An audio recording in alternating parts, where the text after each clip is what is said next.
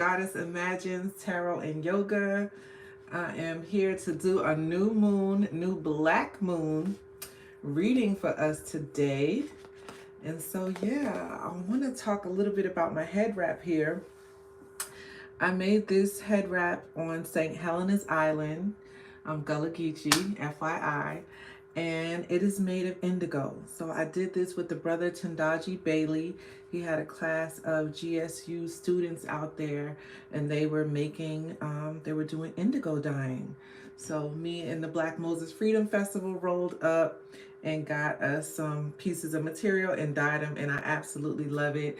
And I want to give a shout out to Queen Poe.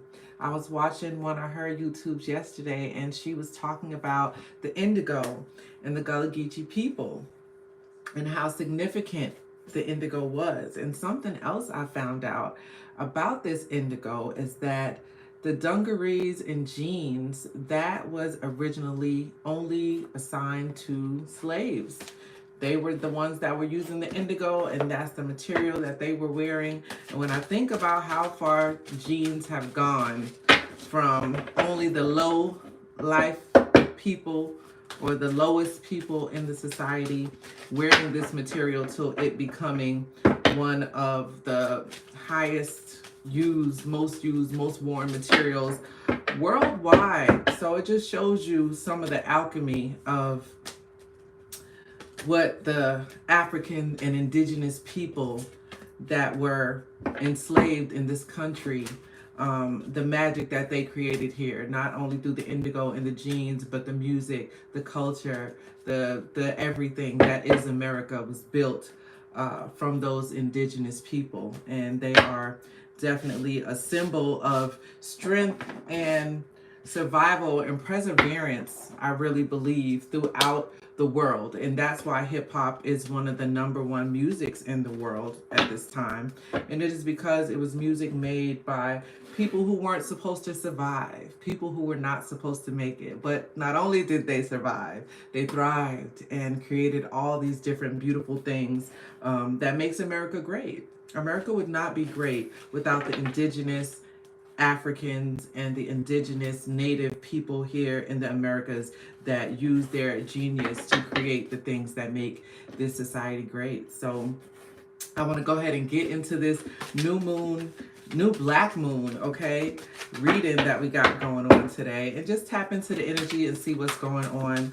I've been recording meditations today, and I've really been in a creative mode, and I just want to see what the cards have to say today. So this is only my second live, so please bear with me as I get into doing this more regularly. But again, I'm Basu Blaksis Nefertim. Hello, beautiful people, and I'm gonna go ahead and jump up into this this new reading for us. So I'm starting with the Queen of the Moon Oracle deck. I love this deck. It's one of the first decks that I had. And so, yeah, we're going to go ahead and get into it. And I already blessed the cards. And this one had the carnelian stone on it. Just letting it marinate in that energy. And we'll see what comes out.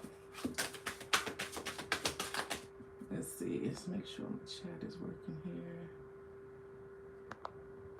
All right. Let's see. I'm still learning how to work this thing, guys. So, just a second. And please like the video, share the video, give it a thumbs up. Say something in the chat if you like. Yesterday when I did it, my chat was coming up, but now I don't see it. So, we'll see. Okay, fruition. Assessing. 37 and 9. So 37, of course, is 10 and then 9. So we got 9, 10. Almost a royal flush here. Let's see what else we got. Hello, Shiva. Greetings. How are you? Good to see ya. All right, let's see. So we got fruition and assessing. That's our fruition card. Let's see if you can see it good here. That's fruition. I might have to move my ring light. And this is assessing, checking things out, seeing what's going on. All right, so what's our next card? Oh, Got two that jumped out here. Okay, trust. It's a good one, right? Trust and patience. Give me a second here. I'm gonna move this light over so we can see the cards. There we go.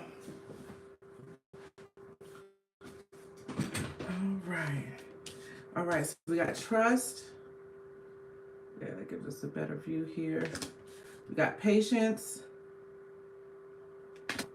We got assessing and fruition. All right, I know we all ready for it to come into fruition. So let's see, 37, 9, 32, which is 5, and 36, which is 9 again. So we got 9, 9, 10, and 5. Now let's see. So for our first card, which is fruition,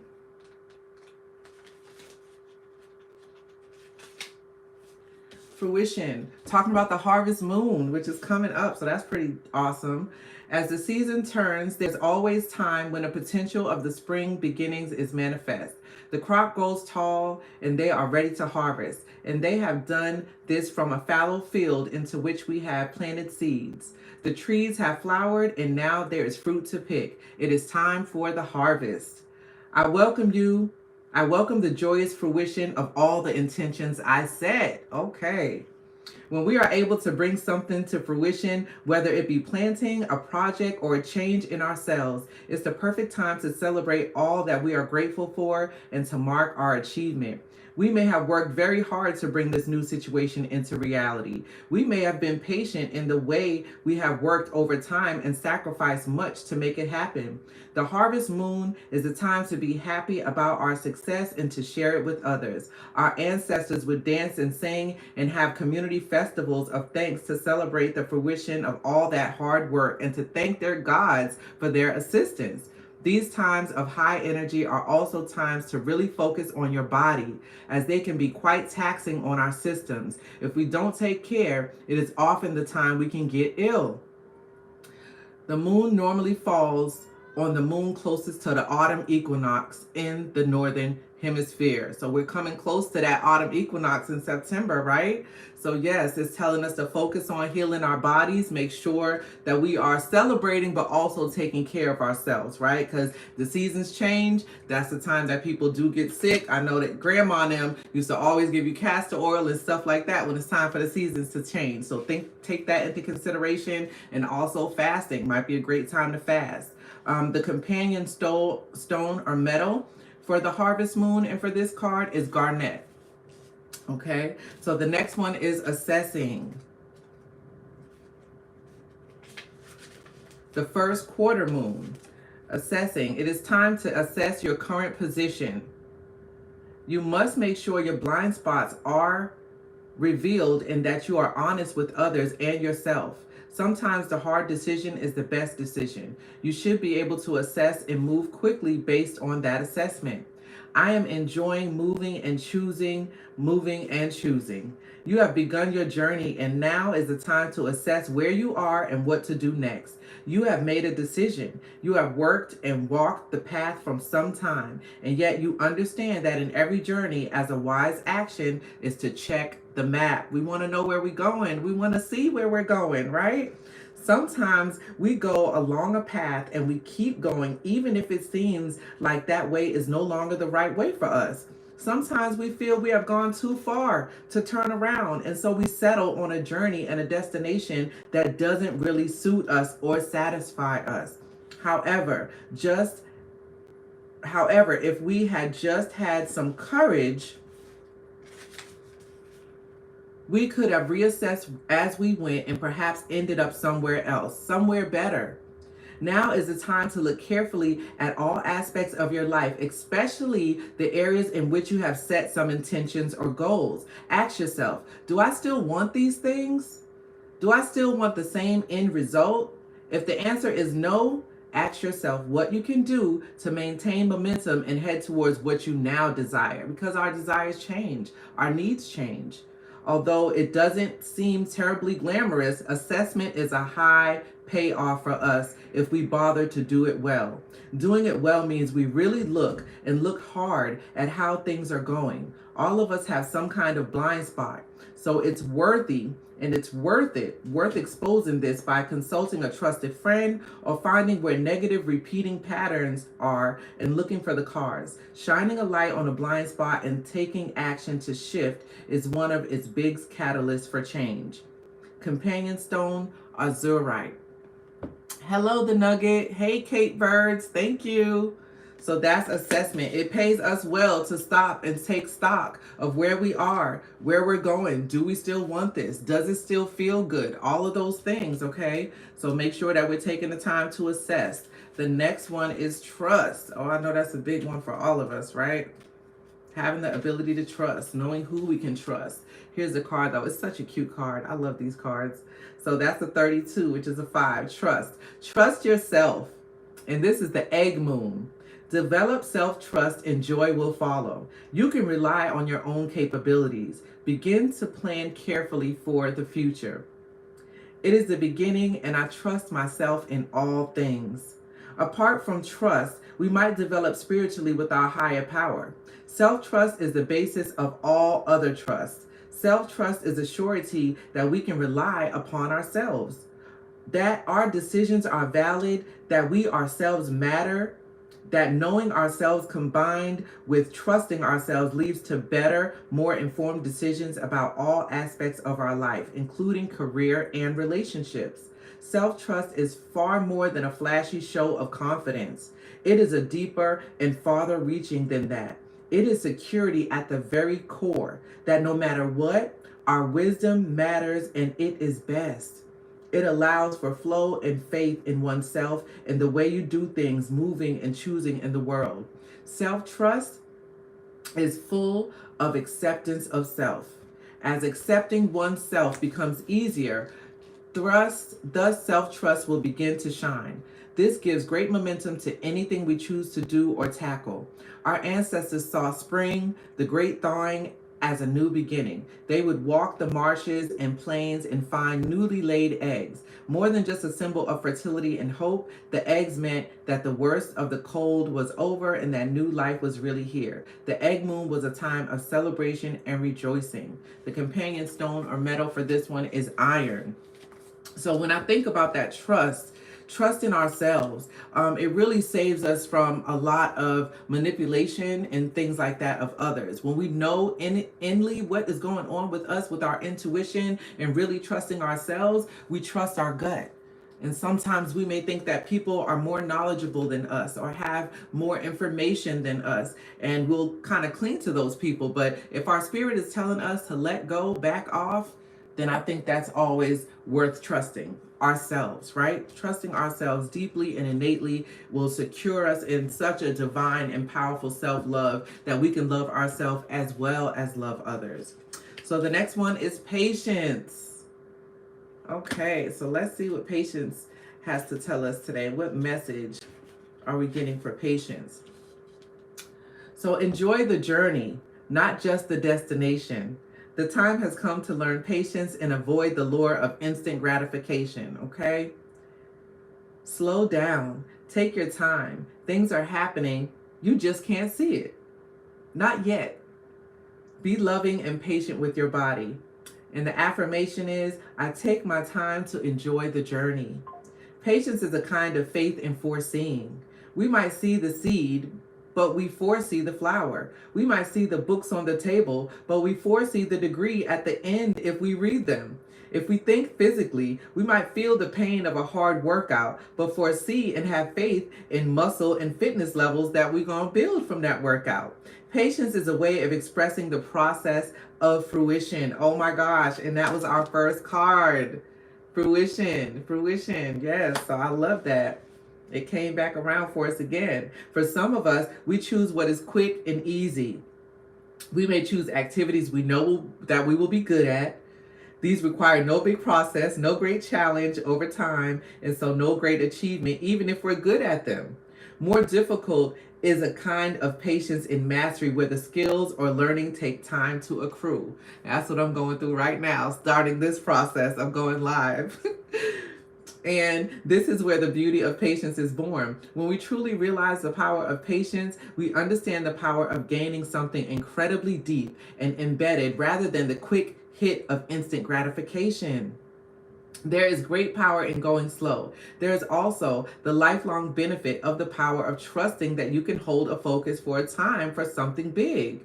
For some of us, learning a physical skill enables us to fall in love with our bodies again, seeing it change and try over and over. We recognize its magnificence in all its weirdness and wonkiness, strength, weakness, and inherent wisdom. We get to feel the process and the miracle.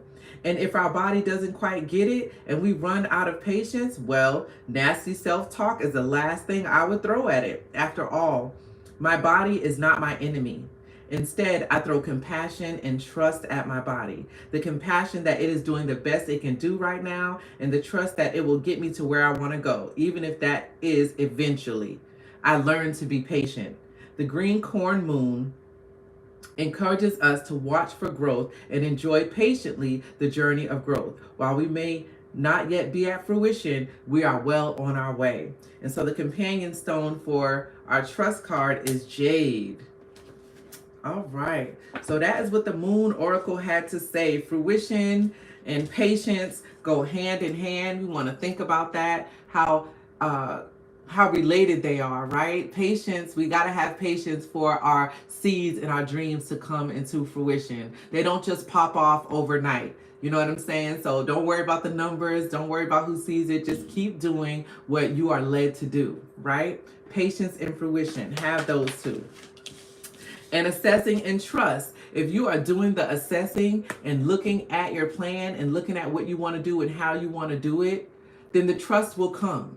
I think we feel very unsure when we're not doing the work of assessing and looking at things and checking it out, making sure we're on the right road, that we feel the right energy that we want to feel, and that we're going to the end result that we want to get to. Okay, so that is the message from the Moon, the Queen Moon Oracle.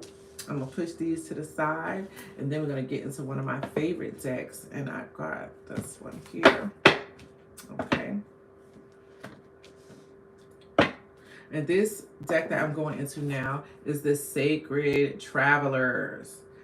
Sacred Travelers Oracle cards. Because, of course, Sacred Space Egyptian Yoga is all about traveling, all about going to different sacred spaces all over the earth, ley lines. We've only been in the Southeast right now, let me be clear, but I got the passport and we're ready to go. So when it's called for us to go abroad, we definitely will. But for now, it's so much work to be done in the low country in the Southeast right now. Seriously. A lot of powerful energy in this land from the indigenous people, from the Africans that were brought over here. So a lot of powerful energy here. A lot of blood in the soil. You know what I mean? And so with that, there's a lot of activation waiting to happen on the land, and there's also a lot of activation waiting to happen in the people. So the South is definitely calling the family home. I've been calling this like a whole Southern healing renaissance. Something like the Harlem Renaissance, where everybody all over the world from the South and everything, we're all going to Harlem. Well, now Harlem, and now I feel like all the people from the North are being called to come back home to the South. All these big degrees and all these different things that you got, bring it home and do the work here, right? So that's what I've been feeling and sensing in my spirit, that there's a Southern healing renaissance going on, and the South is calling people back on home and come down here. So yeah, we're going to go into the Sacred Travelers Oracle cards. The first one is Gates of Triumph. Success expands in your life. Oh, we love to see that. See what else we got. Faraway places. Get ready for new horizons. And what we got here. Cleansing waters. Purification activates vibrant life force. All right, and I'm going to get one more here from the bottom. Solitude. In silence, peace prevails. All right, now let's see what Miss Denise Lynn has to say about these cards. Gates of Triumph. Faraway places, cleansing waters, and solitude. All right, let's see.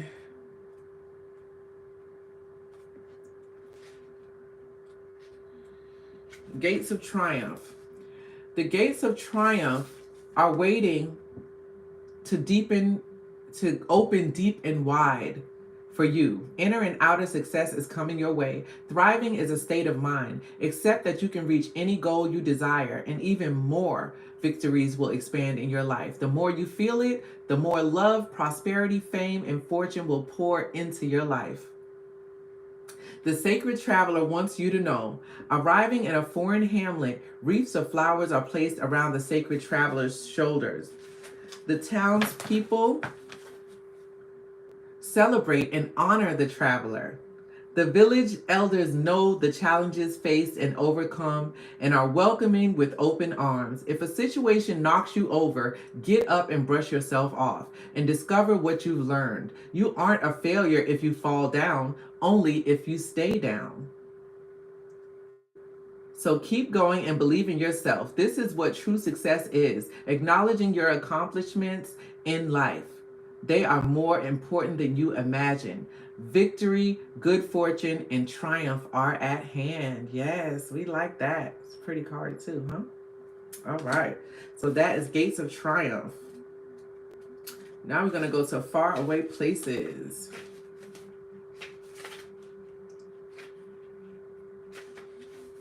All right. Stop playing it safe.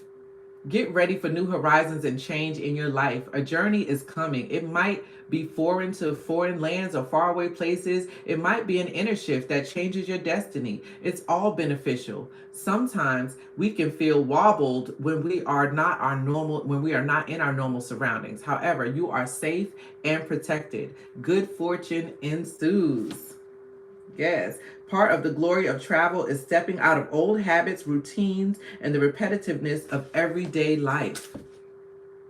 Daunting, yet in no small way, your life is a spiritual voyage. Change is coming. Things are not as they seem. There are no wrong turns. Every adventure and misadventure is a part of the course. You are on a pilgrimage of the soul. Keep your metaphorical bag packed. Some unexpected experiences are ahead. Be ready for anything. The joy of travel is that you can begin to experience the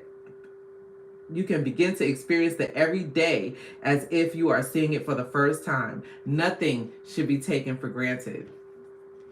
All right, faraway places. Now let's see what Cleansing Waters has to say. Purification activates vibrant life force. To achieve fulfillment, purify yourself and your surroundings. Space, clear your environment. Clear out clutter. In order to release old beliefs, stagnant energies, and auric grunge that you may have picked up, it's necessary to cleanse and purify yourself and your home. Let go of the old, discarded, unused. Eat lightly, drink fresh water, and simplify your life. Shower or bathe with the intention that all is not needed is washed away. Shower or bathe with the intention that all that is not needed is washed away. When you are purifying yourself, you become a clearer channel for light and thus know what direction is best for your life. Also, your sparkling light can then help and heal and support many others. The traveler periodically takes time from the journey to seek holy waters for purification and renewal.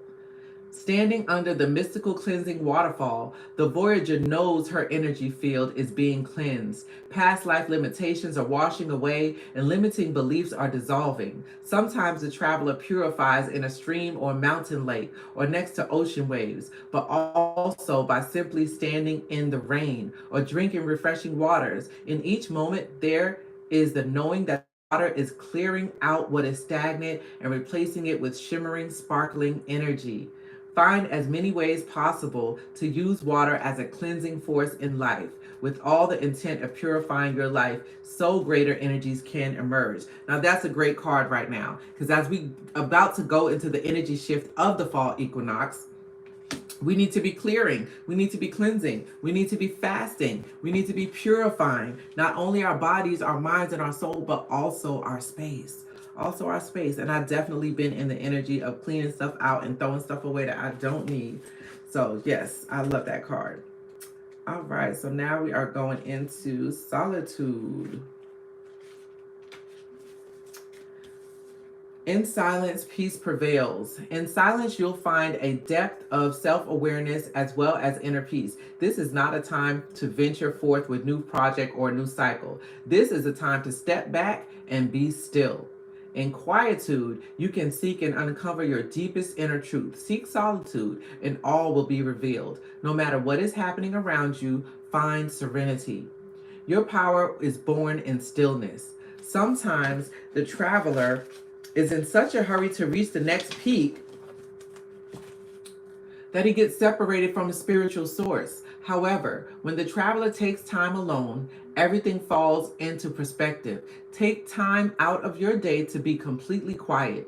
Take deep, slow breaths. Imagine inhaling vitality and exhaling all that is not needing. Affirm that is all is well. Affirm that all is well. Move past the chatter and chaos on the road of life. Be still and hear the voices of your higher self and your spirit guides. Yes, I love that.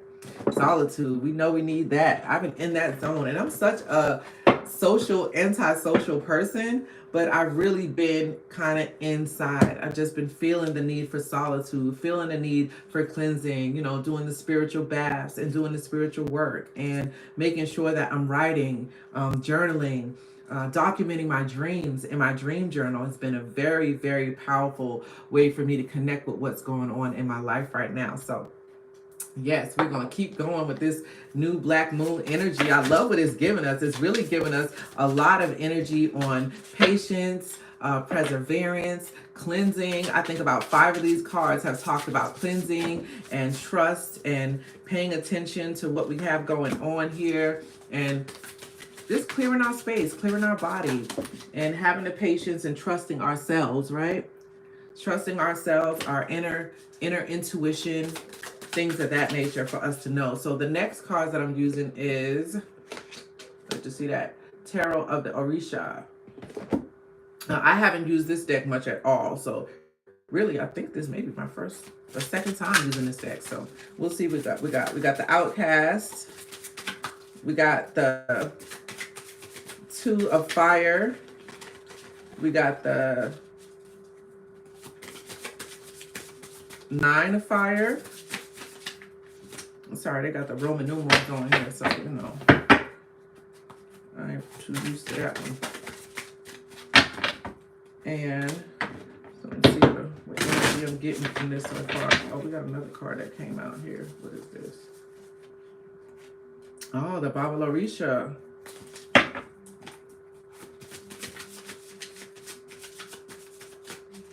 That's the High Priest there. Okay, and the Village.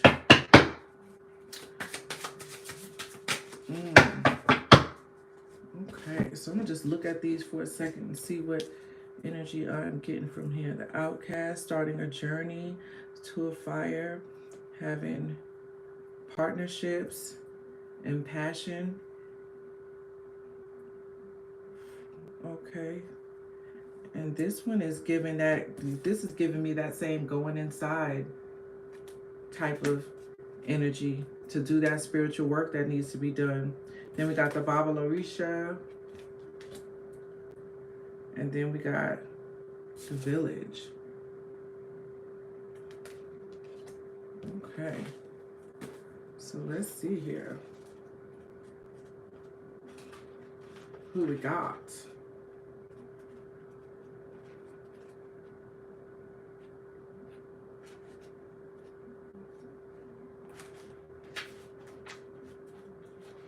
There goes the Village. And we got the Two of Fire. That's water. Okay, so let's start. We got the, oh wait, no, we got the Outcast first. Two of Fire.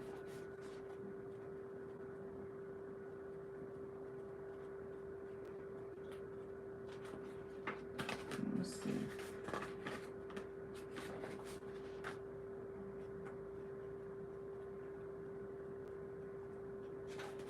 Okay, so I'm gonna start with this one. That one's going to be read first. Okay, for the Two of Fire, we got a lion and a lioness are guarding the entrance to a temple. The lioness is on the left side, representing feelings, and the lion to the right, related to the actions or deeds. Behind them is a temple belonging to no particular religion, but devoted to true thinking or freedom to act in the world of reason. In many parts of the world, particularly in the East, it is usual to see animals guarding the entrance to a village, a house, a city, or a temple. They create an energy field like a photoelectric cell. Needing to join for partnership in a new enterprise or job, the joining of things compared to our deeds, experiments will increase. Whoever crosses this entrance may also cross different frontiers. All right. So I love that. The Two of Fire. Okay. Then we got the Nine of Fire. This one was interesting. The 9 large candles, each representing a state of meditation and enlightenment. A man wearing a white turban lies on a straw mat in a profound mystical state, knowing that this period of asceticism and fasting will result in his transformation and regeneration. The number 9 is the only number that, when multiplied by another, results in a number that, when reduced to a unit, becomes a 9 again. I love that. What? And brings us back to 9 again.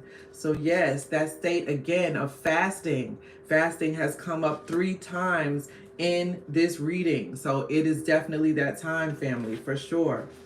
Okay, I love that one. I'm definitely going to go back to that one. Let's see what else we got here. All right, we got the village.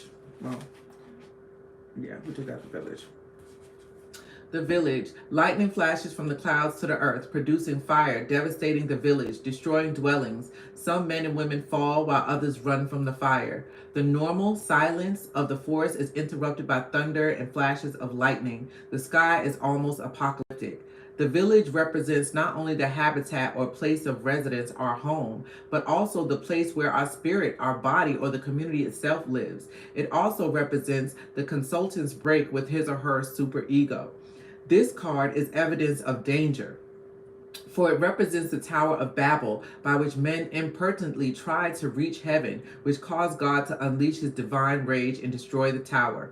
It could only represent the destruction of old cities that fell to vice and shared the same unfortunate fate as Sodom and Gomorrah.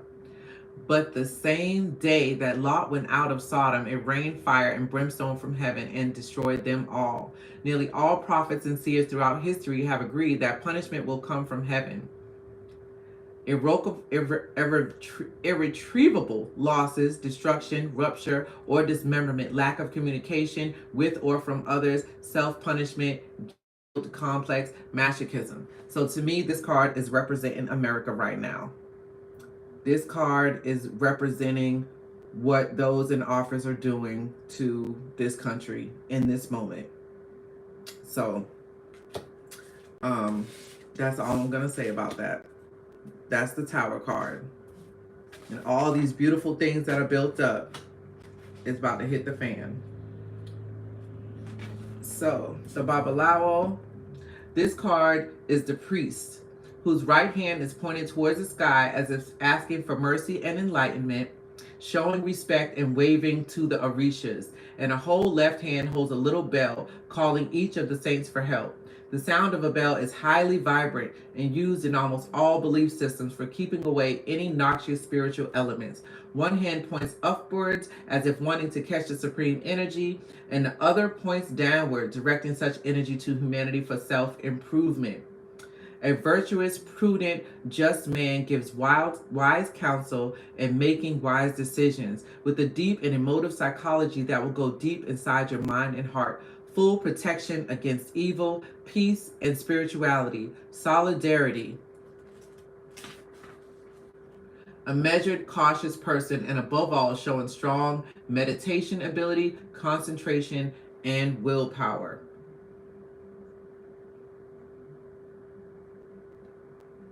All right, so that is that one. And then the last one we have is the outcast. So that may be someone this person of power, this high priest. That's who we need. And I think at this time, it's calling for all of us to make this connection like the high priest, connecting with the Most High and bringing that energy down to earth and being full of integrity and working to heal and help and uplift others. He also has the shells there where he's the divination right there, the divination tray. So we're helping to help people see through this right here, helping people see through the tower moment that's happening. People are losing jobs, people are losing money, people are losing grants and things that they were getting for their businesses, and we need to tap in, or we need to get close with someone who does. But we ultimately all have that power to tap in. Okay, so the naked man is overwhelming and difficult to handle situations or attitude. A naked man in a carefree and contemplative manner, as if stretching after hard work. The bag he carries on his shoulder contains the minimum a human being may have. His lips hold a flower, a symbol of innocence and naivety. His legs are crossed, showing that he can change his position as he pleases. One foot is slightly propped up and is being pecked by a bird, causing him pain, the only feeling that will call him back to reality and prevent him from falling into complete emptiness. The other foot is twisted in an uncomfortable, though not impossible, position. In spite of being on the edge of a precipice, he turns his back to it and holds lightly to a palm tree.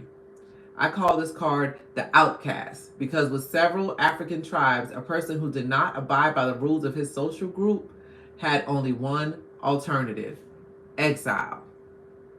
That's interesting. The chosen animal, rooster, awakens us from a lethargic state. This is not a casual selection. The rooster is chosen because this brave fowl does not exude adrenaline as a result of fear. So childish behavior, laziness, but lightheartedness at the same time, complacence, lyricism, unrestrained and misunderstood altruism, hypersensitivity, although seemingly numb to feelings, which may be a mental block, need to suffer to mature. We don't like that. Let's not choose to suffer to mature, but that's what this card is representing. This card is representing someone that needs to suffer to mature.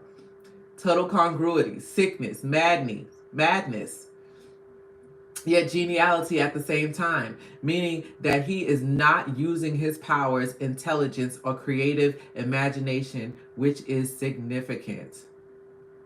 Wow, I don't know who that represents, but I'm gonna pray for you, baby, because you don't want to have to go the hard way to get what you need.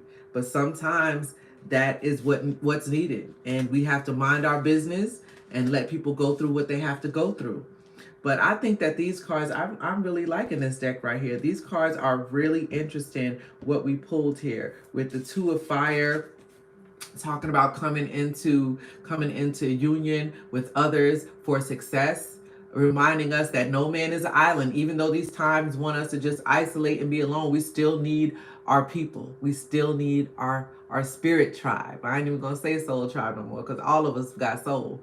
But the spirit, you need to know what the spirit is. So talking about that, and then the power of the 9 candles and the 9 coming back to a 9 no matter how you multiply it, and being in that meditative state of fasting for transformation, fasting for growth, for spiritual insight. Is definitely a great time for that. And what's going on in the world, I see that because this card was before that. When you think about this, you got all this stuff happening in the world, but this person is just fasting, just praying, just doing what needs to be done. And then on the other side of that, I see this person becoming this person. You see that? All of this is happening in the background, but this person is meditating, fasting, and praying. And when they come out of that room with them 9 candles that's surrounding, they're going to be ready for this part. They're going to be ready for this part. And so then, while you got all this going on in the world, you got this person that's not paying attention, that's just out here doing whatever they want to do, not really focusing, not really cleansing, not really even in balance. Just got a lot of stuff going on. It got a bird pecking on one foot. He's standing over there. He's on the edge of the precipice. But only he can save him. Only he can save him. No one can save him. You see, there's no one else around. No one can save him. He has to make that turn and get off that precipice before he falls off the edge. No one can save him. But all of this is going on in the world, and that's what some people are doing. And so, but it's not for us to know, you know. It's just what the cards are saying. I just picked them and I just read them. I didn't even make nothing up. I read it from the book and then gave my interpretation. But I think this is a really great new moon reading, thinking about all these cards that came out with this. And when I'm just sitting here looking at all of them and all the times that the nines came up, because right, we were talking about that earlier, how there was a 9 here, there's a 9 there, there's 9 candles here, you know. It's that point where we're at the precipice, right? He's at the precipice about to fall off, but there's another precipice where people about to fall on and about to fall in and about to lock in. You know what I'm saying? So I just love that for us. I hope that you got something from this reading. Please like, please share, please subscribe. Please be patient with me as I work through this process of doing lives here on YouTube. I really love doing readings. I really enjoy sharing the energy with everyone. And so, yeah, I hope that you enjoyed it and have a blessed day. We're gonna keep it moving, and I'll be back again. I'm not sure when, but I will be back again doing another reading. Again, this is Blaksis with Sacred Space Egyptian Yoga and Goddess Imagines Tarot and Yoga. So Goddess Imagines Tarot and Yoga is tarot. I may come on here and do yoga. I may talk about yoga, all of those different things. But tomorrow I will be at Arabia Mountain Nature Preserve doing community African yoga at 9 a.m. So if you want to come out, that's Stone Mountain, Georgia, 9 a.m. Come check us out, okay, family? All right, I hope you enjoyed. Peace.